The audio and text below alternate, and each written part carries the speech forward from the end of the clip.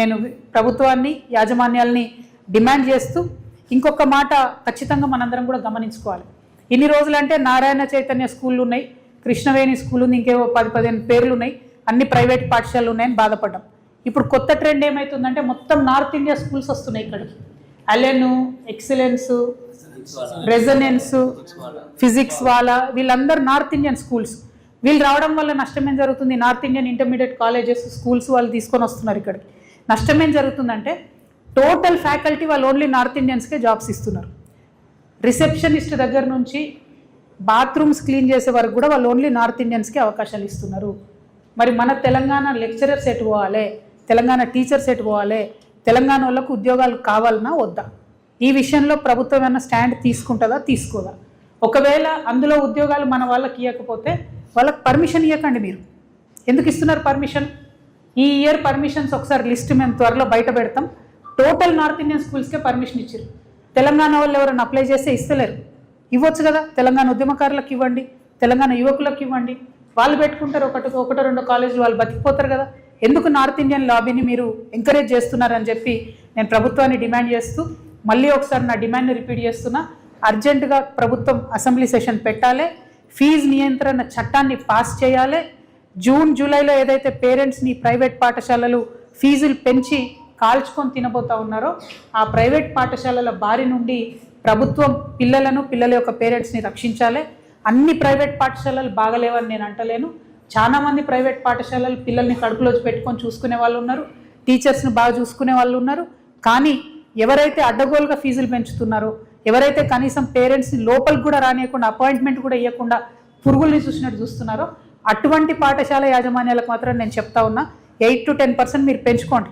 కానీ అంతకన్నా ఎక్కువ పెంచితే ఈ ప్రభుత్వం యాక్షన్ తీసుకుందా సరే, లేకపోతే మాత్రం మేము జాగృతి నుండి ఎక్కడికక్కడ పేరెంట్స్ పక్షాన మేము కూడా స్కూళ్ళ ముంగట నిలబడి ధర్నా వేస్తామని చెప్పి తెలియజేస్తూ మరి ఈ రాష్ట్రంలో ఉన్నటువంటి విద్యార్థుల్ని కాపాడవలసిందిగా ప్రభుత్వాన్ని డిమాండ్ చేస్తూ మీ దగ్గర సెలవు తీసుకుంటున్నాను.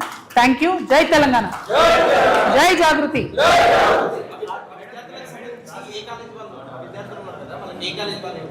ఏ కాలేజ్? ఆంధ్ర మహిళా కాలేజా? ఏమన్నా ఏ కాలేజా?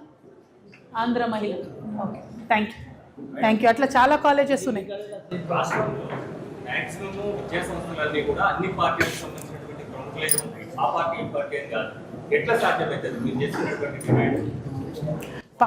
పార్టీ ఇంపార్టెంట్ కాదు కదండి. నేనేమంటున్నా, ఏ పార్టీ వాళ్ళు స్కూల్ పెట్టుకుంటున్నారు అన్నది పాయింట్ కాదు.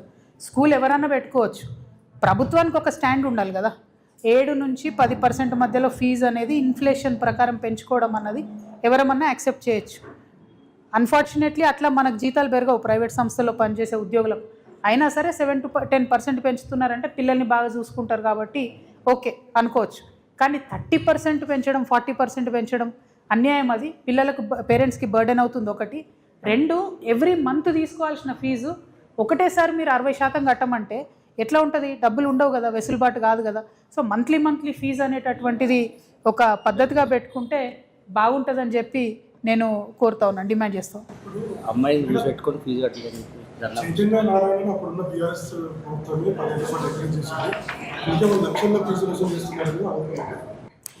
ఇప్పుడు స్కూల్స్, ఎస్పెషల్లీ కార్పొరేట్ స్కూల్స్తోని విషయం ఏంటంటే దాదాపుగా మీరు ఏదైనా ఒక మనమన్న ఈ 2 పేర్లలో చైతన్య నారాయణ తీసుకుంటే ఒక్కొక్కరి దగ్గర 1,50,000 మంది స్టూడెంట్స్ ఉన్నారు. 1,50,000 నుంచి 2.5 లక్షల ఫీజు వసూలు చేస్తున్నారు. 1,50,000 మంది స్టూడెంట్స్ ఇంటూ 1,50,000 ఫీజు వేసుకుందాం అంటే సంవత్సరానికి ఎన్ని వేల కోట్ల వ్యాపారం అవుతుందన్నది లెక్క మీ అందరికీ అర్థమవుతున్నది. పోనీ మరి 1000 నుంచి 1,500 కోట్ల వ్యాపారం ఒక్క సంవత్సరానికి చేస్తున్న ఈ విద్యా సంస్థలు కనీసము ₹1 కూడా ట్యాక్స్ కట్టవు. ₹1 కట్టవు.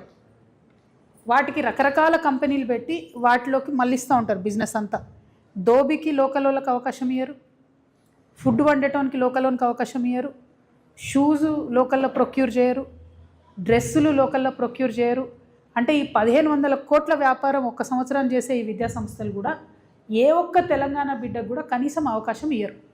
ఎవరన్నా పోయి కనీసం ఈ స్కూల్లోనో ఈ క్యాంపస్లోనో ఏదైనా పెట్టుకుంటామంటే కూడా ఇవ్వరు. వాళ్ళకు నారాయణకు సపరేట్ ప్రింటింగ్ ప్రెస్ ఉంది, చైతన్యకు సపరేట్ ప్రింటింగ్ ప్రెస్ ఉంది. ఏది బుక్స్ వాళ్ళు 2,000 రూపాయల్లో కొట్టే పుస్తకాలను 15,000 రూపాయలకు అమ్ముతారు విద్యార్థులకు. దాని మీద కూడా ప్రభుత్వం నియంత్రణ లేదు.